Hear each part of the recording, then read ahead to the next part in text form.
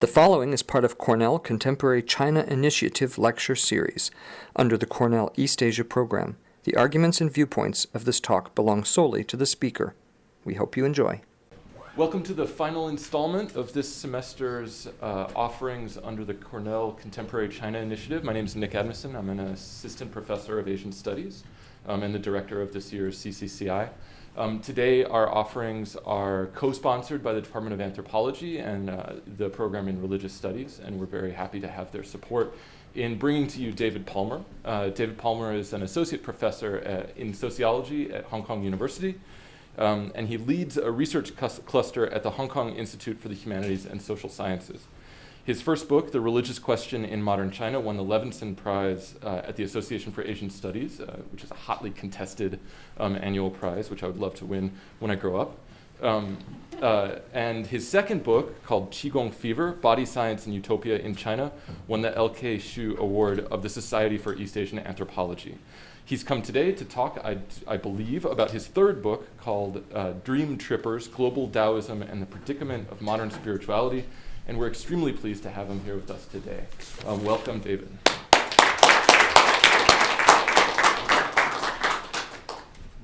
Thank you very much, and good evening, everybody. Very happy to have this chance to close off your series for this semester, and perhaps on a topic that for some of you might be a little lighter than some of the previous topics, although for some of you it might be very serious. This is a discussion of the issue of cultural appropriation of Americans who go to China to appropriate Taoism. And this is right.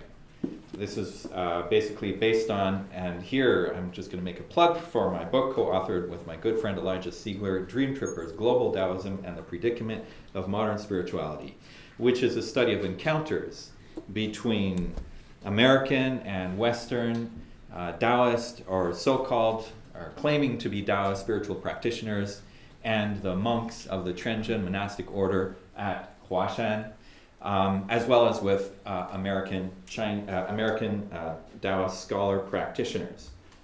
Now, some of you may remember, I think it was 1 or 2 years ago, there was this little Twitter storm that occurred when this woman wore a qipao, cheongsam, and Jeremy Lam tweeted, "My culture is not your goddamn prom dress," and there was a lot of debate around that. Is it appropriate for Westerners to appropriate themselves these aspects of Chinese culture? Well, the question we're going to be looking at here is in-your-face appropriation. This is Michael Wynn, the director and founder of Healing Tao USA, one of the largest and most influential Taoist organizations, non-diasporic, non-Chinese Taoist associations here in the United States. And in interviewing him for my book and telling him about what the book is about, and he says, yes, you're saying, hey, there's an appropriation going on. Let's record it while the actual act of appropriation is happening and the counter reappropriation. So here we have a case of Americans very proudly and very happily appropriating Chinese culture.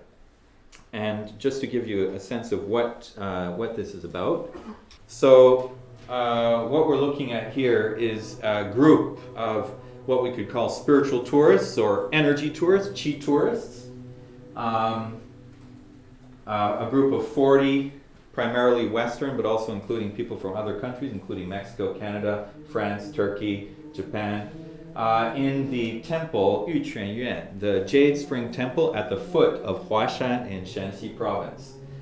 In the evening, the temple is empty, the monks have retreated to their quarters, and the central courtyard of the temple is occupied by these Western practitioners of Wu Qigong, the Qigong of the infinite whole.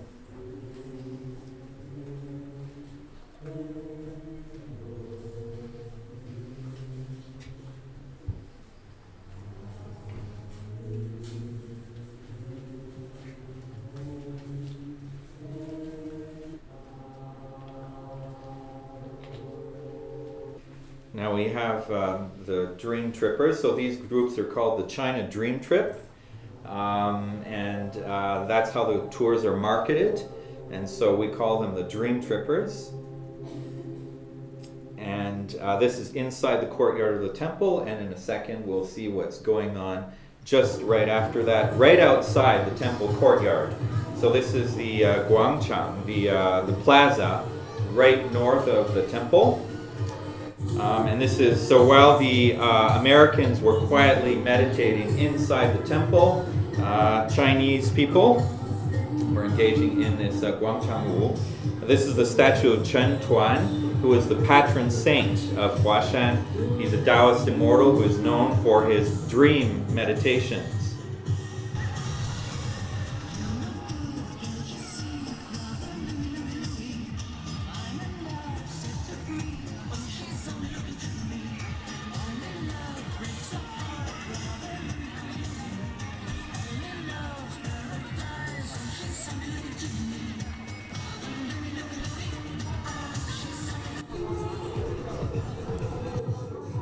So actually right here in the background you can see the temple is right behind those trees, and then there was the valley for climbing up the mountain of Huashan right behind there. So what I'm going to do is I'm going to present three different groups of people who interact in the course of these encounters. So the first group are what we call the Dream Trippers. So the American practitioners of alternative spiritualities and alternative healing who go to Huashan and other Taoist sacred mountains to practice Qigong and practice Taoist inner alchemy. So this is the first group. The second group is the monks of the Trenzhen Complete Perfection monastic order. So the Chinese monks who live at Huashan. And the third group are scholar practitioners, Western scholar practitioners. So individuals who try to combine scholarship on Taoism and Taoist practice. And what is their take on this kind of phenomenon? And at the end, I'll talk about the fourth, in a sense, now what is starting to be the fourth actor in this kind of encounter is the Chinese government in its quest for resources for Chinese soft power in the world, and the questions that it raises for the Chinese government as to whether this can it count as Chinese soft power.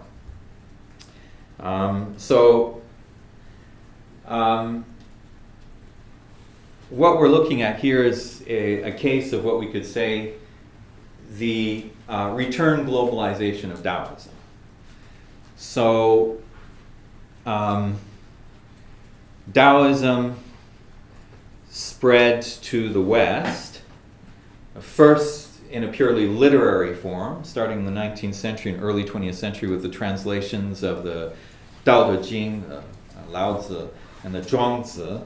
And so for a long time, Taoism only existed in the Western imagination as through those philosophical texts and the work of sinologists.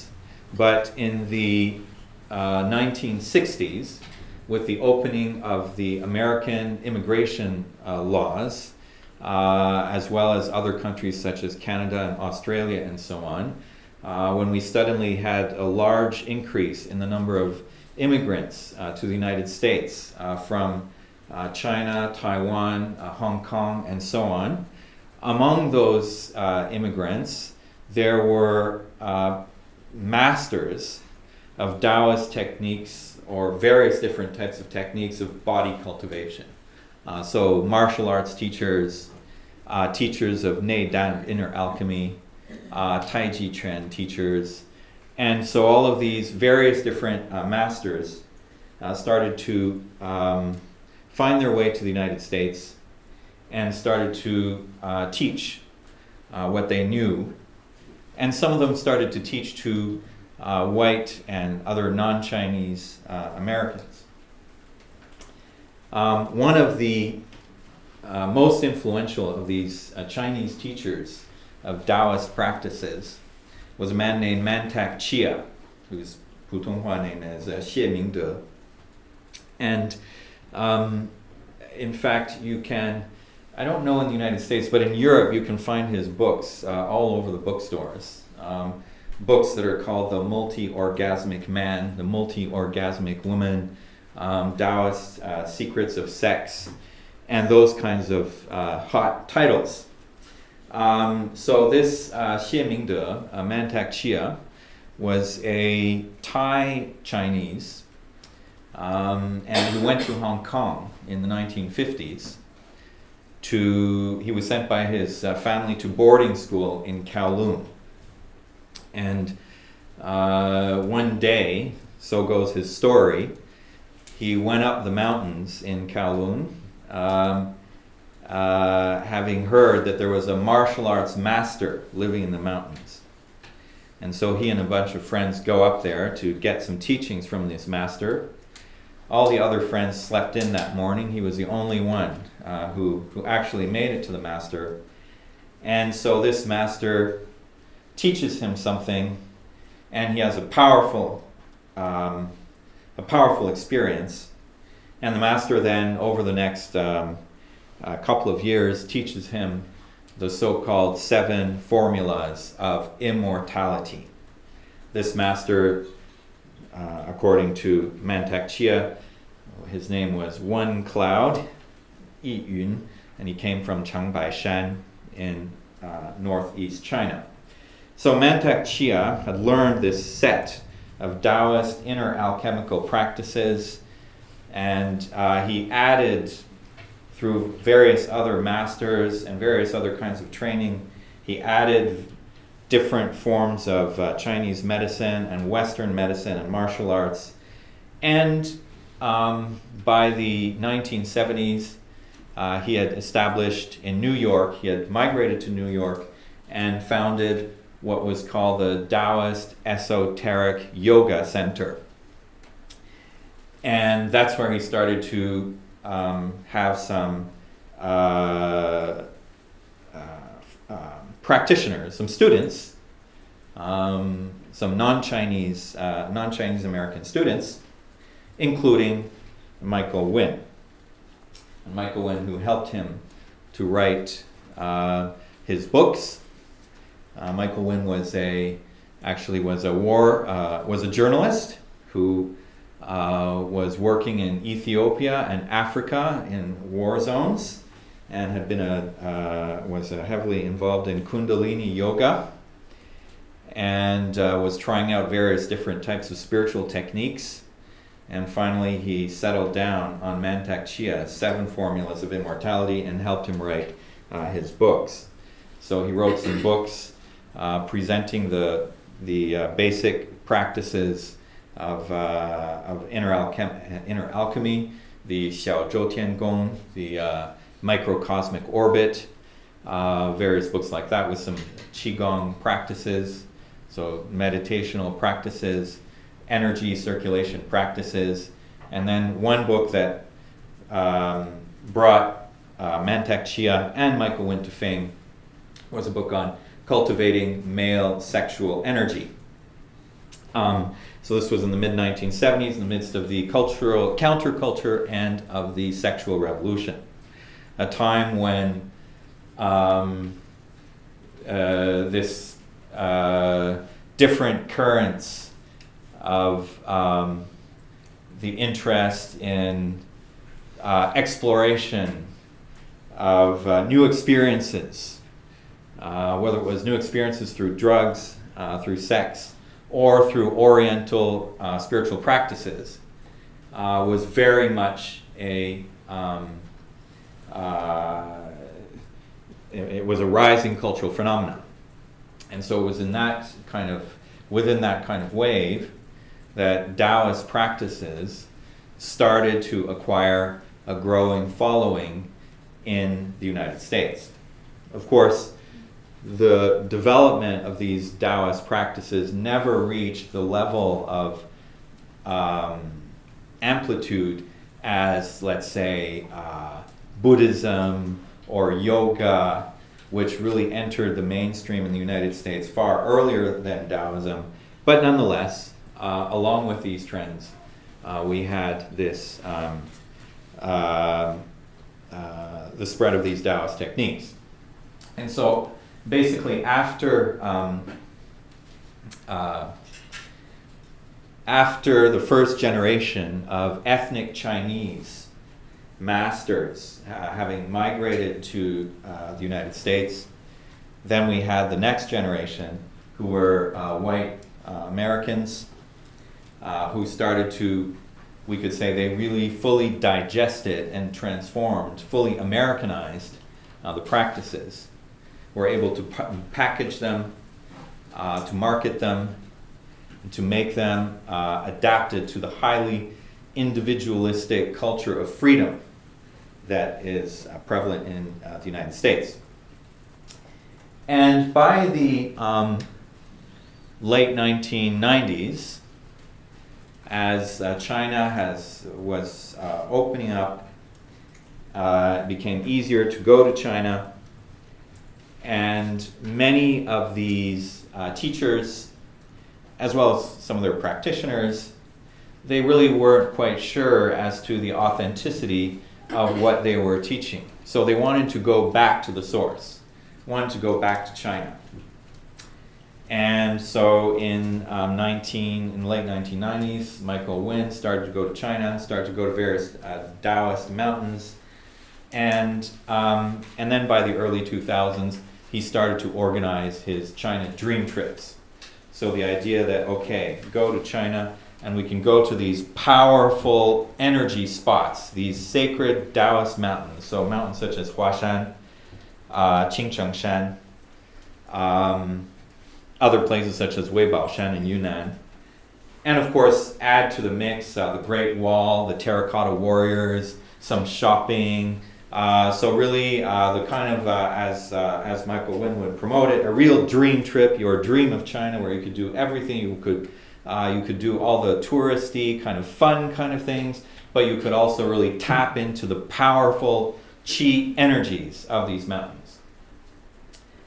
And so those were the in the video we saw these dream trippers in the monastery at the bottom of the mountain. And then they climb up the mountain and they go and meditate into some caves.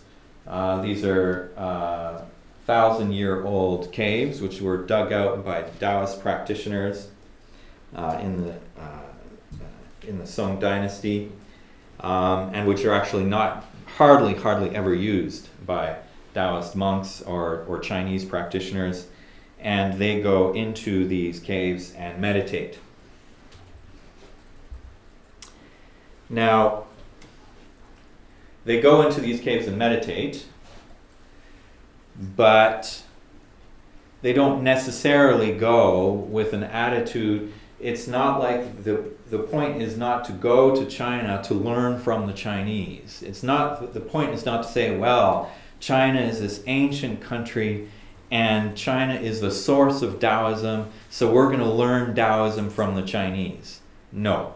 It's rather the opposite, okay? The idea, a very widespread idea, is that Taoism has been lost in China. And so these dream trips have been billed and advertised as, if you join this trip, you will be an ambassador of the Tao. You will bring the Tao back to China, where it has been lost through all of the revolutions and political campaigns. So, and you will awaken the Chinese Taoists, the Chinese monks, awaken them to the value of their own religion. And so here are representative of this perspective. These are some quotes from some of the dream trippers. The Chinese are more lost than the Americans. The Taoists there, for the most part, except for Huashan, are far, far behind us practitioners in the West, and they don't seem to care. The Chinese people don't have any reverence for the sacred sites we visited. We went there, and we showed them what they could be again. It's us Americans that are going to preserve it. We seem to be the historians. Maybe we will ignite something. at the temple where we were asked to stop practicing Qigong, because they went to a temple, they were practicing Qigong in the temple, and they were asked to stop. They were asked to stop because there was a concern that maybe this was Falun Gong or something like that. But for this dream tripper, it was maybe they were overwhelmed by us. Because as those of you here, and I see many of you, I believe, are Chinese, you just don't see people practicing Qigong in temple courtyards. It's quite rare. And so the kind of scene that we just showed at the beginning of this talk of Americans, foreigners practicing in a temple courtyard is really something quite unusual. So the idea is, right, China is not a society where this will bloom again, but in America you can do anything. In America, we can develop centers of practice better than these. So there's really this idea that, in a sense, China is a land where China's own spiritual tradition has been broken. Maybe the Tao originated in China, but it's been lost in China. It has spread to America, and America is a land of freedom. America is the land where the Tao can be planted and it can flourish. So when we go to China, we're not really going there to learn from the Chinese. We're really going there to plug into these energy hotspots. These places like Huashan, these mountains, the caves, Taoist, great Taoist masters hundreds of years ago meditating in these caves through their meditation had energized these caves and energized the mountains. They left a deep and powerful energy field in those mountains and in those caves. So when we go there, that's what we're looking for. We're connecting and tapping into that energy. So that was the attitude, or a common attitude among the Dream Trippers.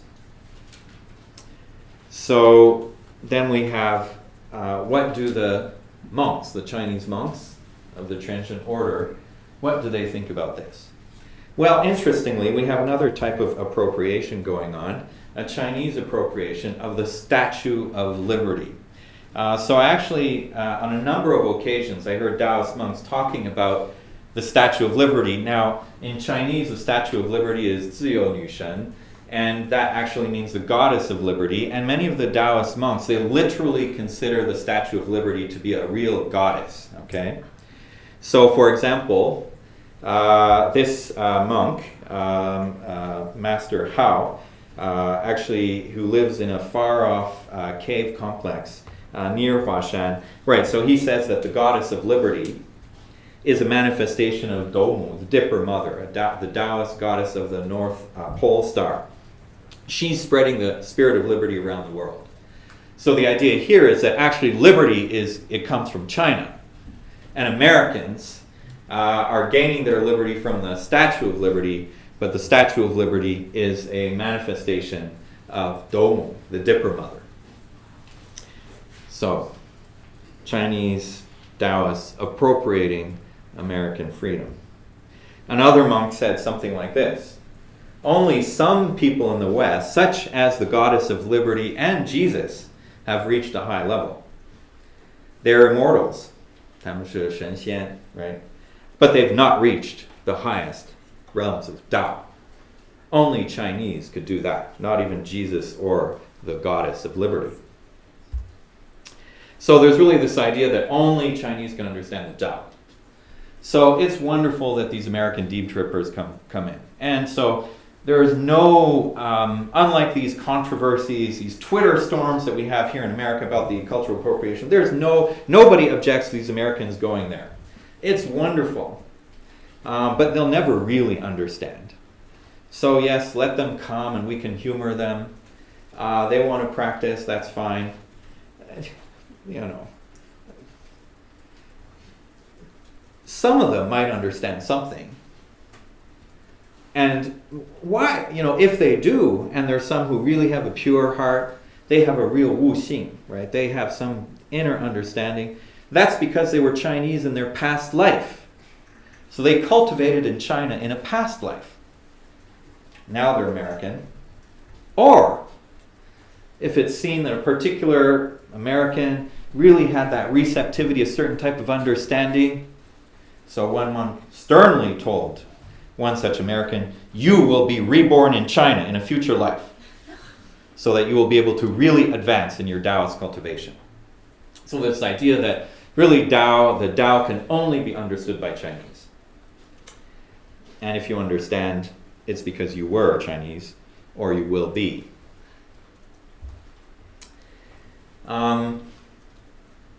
There's an idea that Chinese have that receptivity that foreigners don't have. Foreigners or Westerners, foreigners, 老外, right? 外国人. They are too skeptical. They're always asking questions. So the Dream Troopers, when they have sessions with the Taoist monks, the monks present some history and genealogy, present some meditation technique, and they're always asking questions. Asking. That kind of asking actually interferes with the power, with the transmission of the power, right? So this shen xin bu yi, you have to have this faith without a trace of suspicion. Only then can you really, there will not be any obstruction to your transmission of the Tao. Another criterion, which makes it hard, and this is an issue I'll get to a little later, which makes it difficult for foreigners to fully appropriate the Tao, is that actually from the perspective of these Trenzhen monks, all of these techniques of Neidan, of Qigong, the techniques of the body and the techniques of meditation are actually not really useful for Taoist cultivation. It's not a question of transmitting techniques. It's the power of the master. Without the power of the master, it's of no use. You have to have a lineage. You have to have a genealogy. You have to be able to name your genealogy several generations up. Then the issue of secret. It would be impossible for Americans to fully appropriate Taoism because there are certain things that you can't tell to anyone. In the past, Taoist precepts were secret. The master might give different precepts to different disciples to follow based on their individual circumstances. The disciples were not to ask each other what the master had prescribed them. Even here, I only talk about matters of cultivation with a few others.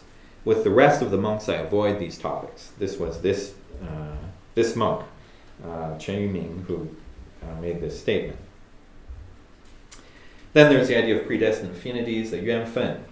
It's actually not a question of just you want to do something and you want to find, you want to practice. You have to have a predestined affinity with masters, and you need to be virtuous. Dao de. Morality, virtue is constantly emphasized as the absolute foundation of Taoist cultivation by these Trenzhen monks. And the discourse, these kind of moral discourses are not of great interest to the Dream Troopers. They're more interested in technique, they're interested in engaging with the qi in the body, not so much in talking about morality and virtue. That just sounds too Confucian. It's an overlay of Confucianism on the true Tao, according to the American practitioners. So these are some of the comments which were typically made by the Trenzhen monks when talking about these Western practitioners. But, in fact, these encounters also caused you could say, a real self-questioning, or triggered, or were the occasion for self-questioning among the Chinese monks about the situation of Taoism in China. Because all of the different things that were mentioned in relation to foreigners being unable to ultimately access the Tao, most of these obstacles, they would ultimately admit, are also widespread among Chinese people too. So Chinese people are not really receptive. There's a real serious problem of morality among monks. So all of these different issues that are blocking foreigners from acceding the Tao, then after speaking with the monks for a long time, then actually they spend all their time talking about how other monks and Chinese people have those problems. They're not talking about the foreigners anymore. And just to give you an example, so this, here's Master Hao. You can see he's very happy with the foreign practitioners.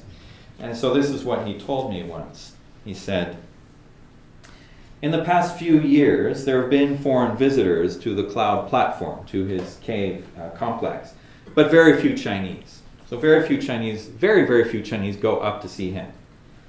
About 40, or rather, some of the dream trippers, so about 15 dream trippers would go up to see him once every 2 years. And for him, this has now become the big event in his life that he really prepares for with lots of joy. He's quite eager, with lots of anticipation, for these foreigners to come up and see him. Why? So as he says, when the Chinese come, they always come with their business, family, and money problems. They just want to download their problems onto us. How can we cultivate Taoism under such conditions? The whole point for us is to avoid the problems of the world. Chinese people, he said, have very grave limitations in their thinking. They have a feudal attitude. As soon as they have the means, they become lazy. They want to get things without effort. They want instant Taoist initiations to open the celestial eye, Kai Tianyan, without any training. To achieve anything in cultivation, you must undergo great hardship.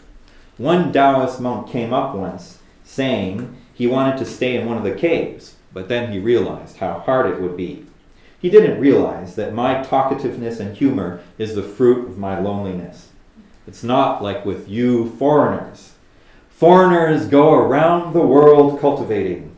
They're not concerned with mundane things. With you foreigners, we can speak about Tao. It's not like that with Chinese, not even with other Taoist monks. Even they are only interested in a more comfortable life. When I go down and into the cities, I never visit Taoist temples. Trenzhen Taoism in a state of acute decline because they're always closed to the world. We're like a small family who know each other so well that we're sick of each other. We have to go out and meet people of different countries and religions. So what we saw in our, and this is a study that we started in 2004, and it went on and on and on and on because our lives, we were getting busy with other things. So we would go back and see these monks again and again. So we started to see how over a period of 10 years, how their own lives changed, how their own spiritual trajectories changed. And what was interesting was that some of them, they became more and more focused on dealing with these foreign Taoists.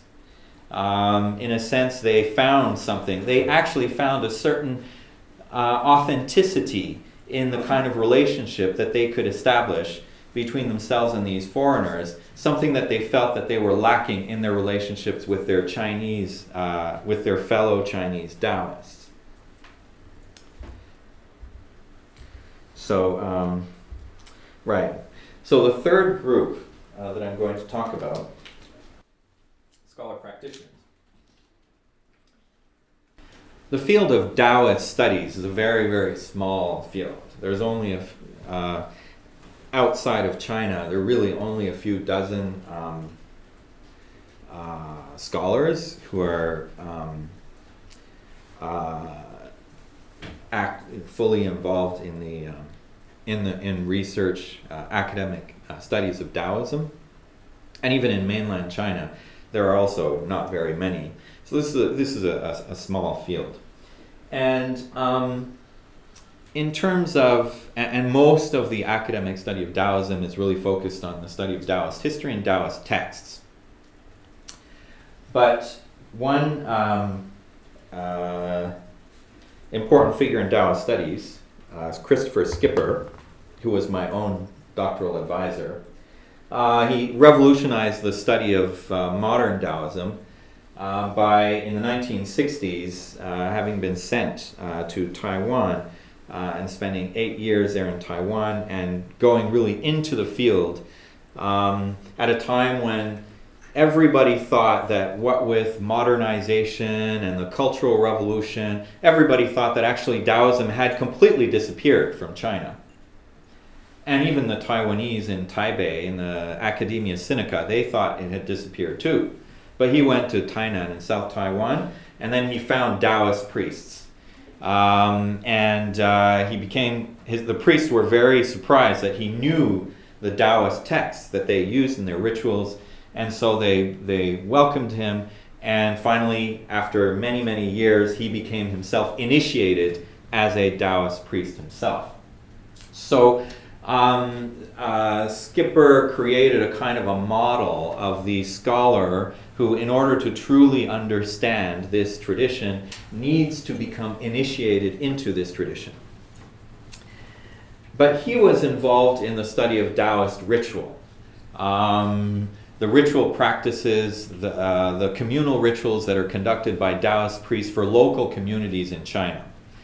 And this kind of communal Taoism of communal ritual is something that really doesn't exist outside in North America. But we have then this figure here, Louis Comiati, who decided to, in a sense, try to live the same ideal of the Taoist scholar practitioner, but here combining scholarship on Taoist self-cultivation, meditative traditions, and the practice of these traditions. And the reason, and Louis Comiati comes into our story, he's actually a friend of ours. When we began this study in 2004, we met up with Louis. There was a conference on Taoist studies, an international conference on Taoist studies being held at Qingchengshan, or at the bottom in a resort at the bottom of Qingchengshan.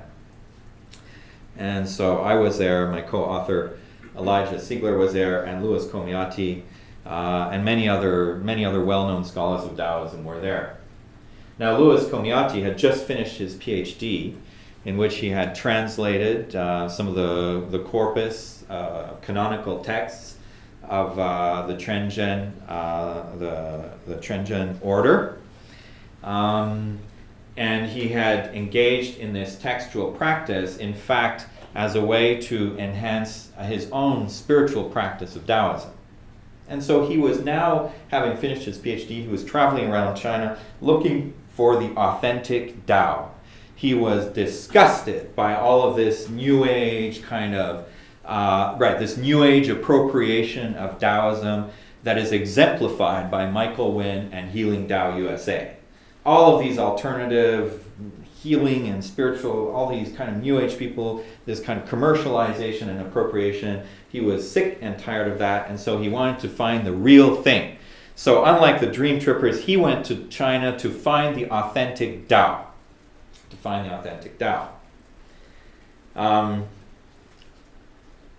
So we met at Qingchengshan, and then about a week later, so we had followed the Dream Trip. We were at Huashan, and at Huashan, Elijah and I, we had met these monks, and we had been very impressed by these monks in terms of their depth of knowledge and understanding of Taoism. And after Huashan, the Dream Trip moved on to Luoguantai, which is west of Xi'an, the place which is reputed for, according to legend, Lao Tzu disappearing into the west on the back of a buffalo and transmitting the 5,000 verses of the Tao Te Ching at that spot. And so the Dream Trippers went to Lo Guantai to meditate. And there the Dream Trippers, we all bumped into Louis Comiati. We bumped into Louis Comiati, and the moment that he saw the Dream Trippers, he decided to leave Lo Guantai. He didn't want to have anything to do with these people. So as he left, we said, hey, you should go to Huashan. Some great Taoist monks there. And so he went to Huashan, and he met the monks that I just introduced, and he was deeply moved, and on the spot, he decided to become their formal disciple. And so he had found the authentic Tao among the same monks who had been humoring these Dream Trippers. And he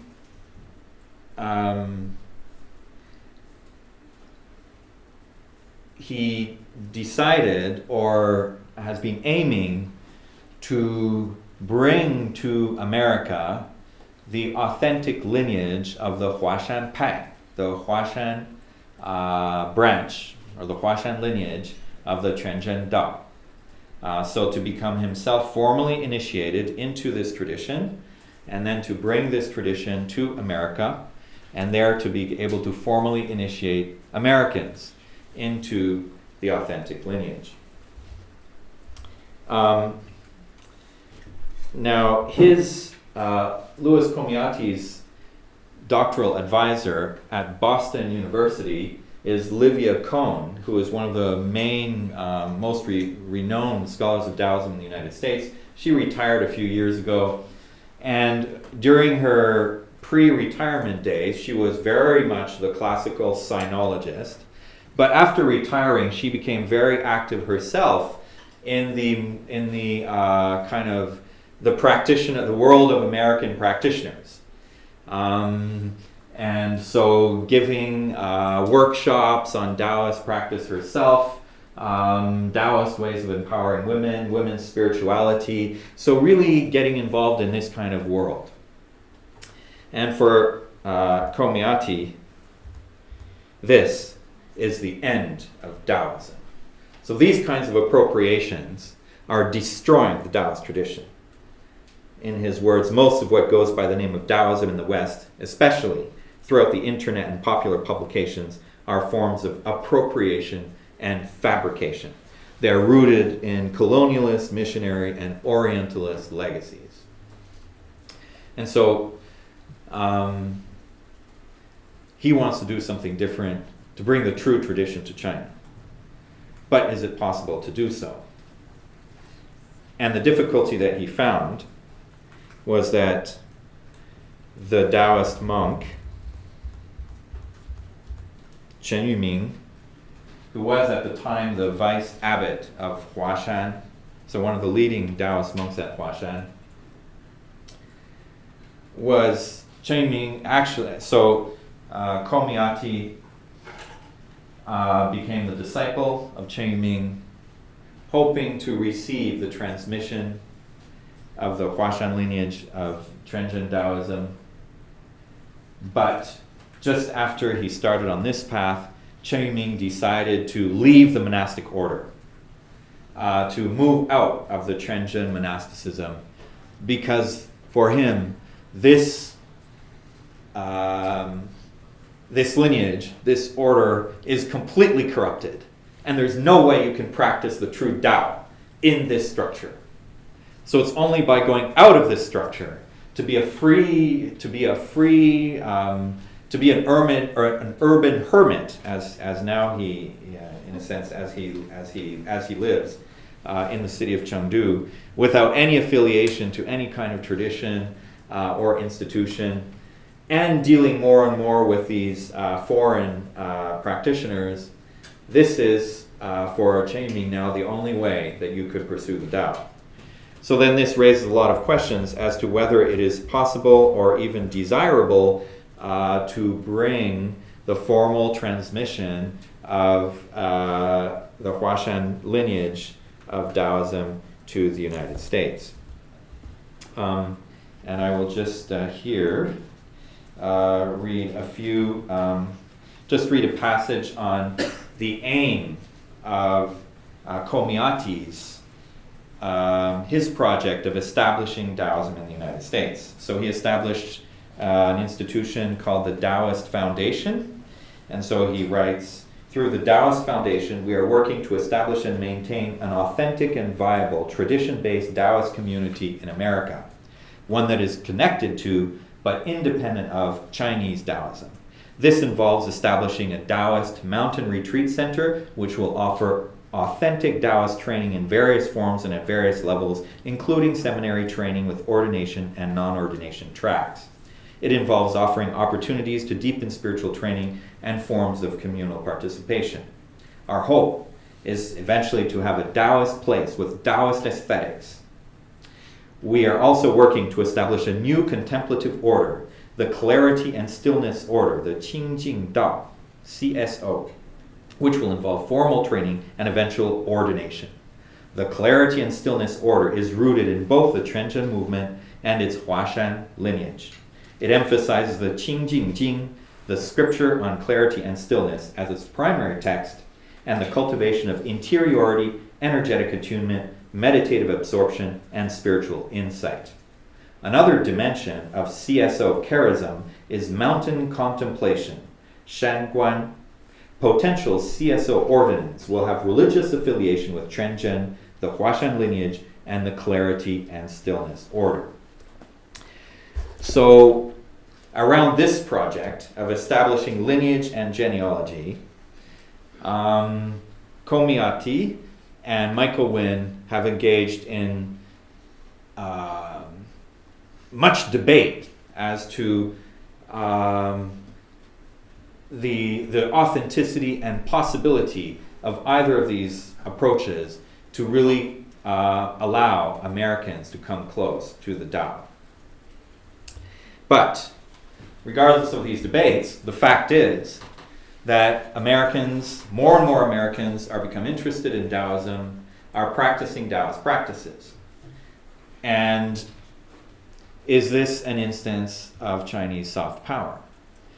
1 year ago, shortly after the publication of our book, I went to a forum in Shanghai, organized by the Shanghai Academy of Social Sciences, called the Zhongguo Yanjiu Luntan, the Chinese Studies Forum. And actually, one of the main themes of this forum was Chinese soft power. And so I went to this, and so I presented the Dream Trippers as a case of soft power. Regardless of all the different approaches and attitudes of all these different American practitioners, they actually are quite well disposed towards China after all of their Taoist practices. And so during this conference, during the entire day, from morning to afternoon, one presentation after another about Chinese soft power. But all of the other presentations were purely theoretical. So various scholars were really elaborating the theory of Chinese soft power, but there was not a single concrete instance of soft power. And so then I came and I presented pretty much what I'm presenting now. And there we had an empirical case. Here we have foreigners who are literally practicing, literally adopting China's indigenous religion or China's indigenous philosophy, whatever you may call it. So after my presentation, the media came, and they were very interested in this. And in fact, the whole project has really stimulated a lot of interest in China. The book is already being translated into Chinese. And so I was asked, to say, well, okay, so this is an instance of Chinese soft power. So what should the government do about this? How can the Chinese government promote this kind of thing? And then, all I could say, so far there's been no government involvement whatsoever in this this spread and dissemination of Taoism. So maybe that's the way to go. You know, maybe Chinese culture can spread very well in that way. You don't need to do anything. Just let it happen, right? A Taoist way, right? Wu Wei, right? Just a Wu Wei approach, and then Chinese culture is going to spread. I guess I said that, and so therefore my interview was not, it didn't go on TV. So when I present this in China, of course, it really does excite a lot of interest. I think it's it's fascinating to people well, you can tell me in our discussion, but for most Chinese people, Taoism is something that's quite obscure, and it's a little strange, actually, that foreigners would be doing these kinds of things. And so it really does excite a lot of curiosity and interest among Chinese people about these Americans who are doing these Taoist practices. And maybe similar to the kinds of attitudes that these monks had, there's the idea that, well, on the one hand, isn't that wonderful? It really makes us feel good to have these foreigners who are practicing our tradition. But also they're a little silly, these people, right? So, but then some leading, a leading Chinese scholar of religion also had a discussion with me about this. Very interested in this kind of phenomenon. And yeah, this is really a way, there's something here about soft power, but what it shows, in his view, is that Chinese Taoists have to wake up. Otherwise, these foreigners are going to take over our tradition. Our Chinese Taoists are just so passive, sitting in their temples, not opening up to the world, not proactively going out there and expanding. And so it's these foreigners, it's really nice that they're doing this, but what if, he asked me, could something like Healing Tao USA become a very large and powerful organization? I'm like, no, it's really these are not really highly organized groups and everything like that. But what if it happens? So what if in this emerging global Taoist field, what if the Huayuquan, right? What if the voice ended up being dominated by foreigners? So Chinese have to go out there to speak for Taoism. Well, so whose Tao is it? Whose Tao is it? And I'll just end here, and I'm just curious to know what you think about it, and just to have engage in Q&A and discussion on this topic. Thank you.